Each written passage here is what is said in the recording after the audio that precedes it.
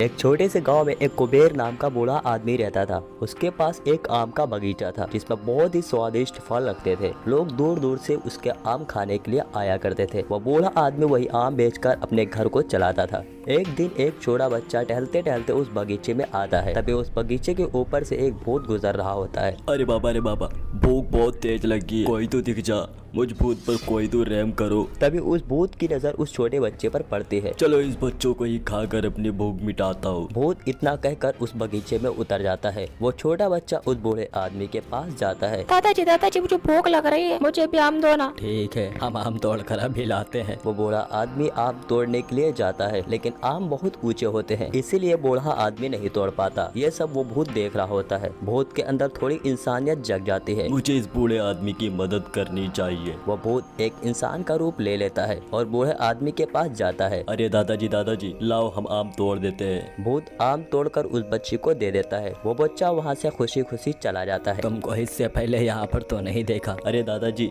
मैं गांव में टहलने के लिए आया हूँ, मैं इस गांव में नहीं रहता। अच्छा बेटा, चलो कोई बात नहीं, आम बहुत अच्छे हैं, तोड़ कर खा लो, मैं चलता हूँ। वो बूढ़ा आदमी वहाँ से चला जाता है। भूत आम तोड़कर खाता है। वाह क्या आम है, इंसानों से अच्छे तो ये आम लग रहे हैं। भूत आम खाकर वहाँ से गायब हो जाता है। एक दिन भल्ला डाकू उस पेड़ के बगीचे के पास से गुजर रहा था। तभी भल्ला की नजर उस बगीचे पर पड़ती है। वाह क्या आम लगे हैं। वो दोनों बगीचे में पहुँचते हैं। दोनों आम तोड़कर खाने लगते हैं। ऐसे आम तो पहले कभी नहीं खाया भाई, और जहाँ भल्ला भाई कदम रख दे तो वो जगह तो भल्ला की ही हो जाती है। नहीं दोस्त, मैं इस बगीचे को छीनूंगा नहीं, खरीदूंगा। दोनों दादा के पास जाते हैं। दादाजी दोनों को, अरे तुम कौन हो? मैं भल्ला सिंह, और तुम्हारा बगीचा चाहिए मुझे। बगीचा वो कभी नहीं मिल सकता, मैं उसे कभी नहीं बेचूंगा। देना तो पड़ेगा, आसानी से दे दो, वरना और भी तरीके आते हैं। मेरे जीते जी तो कभी नहीं होगा, चलो जाओ यहाँ से। अच्छा नहीं क्या बोले? भल्ला वहाँ से चला जाता है। वो भूत अब रोजाना आम खाने आया करता था। अब मैं इसी बगीचे में रहूंगा, जब भूख लगेगी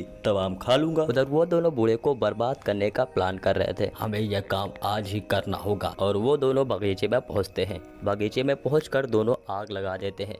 गर्मी की वजह से भूत जग जाता है। यह बगीचे में आग किसने लगाई? किसने? मुझे पहले आग बुझानी होगी। भूत अपने जादू से आग बुझा देता है। अरे क्या आग कैसे बुझ गई भाई? तभी भूत उन दोनों के सामने आ जाता है। उन दोनों की गर्दन पकड़ लेता है।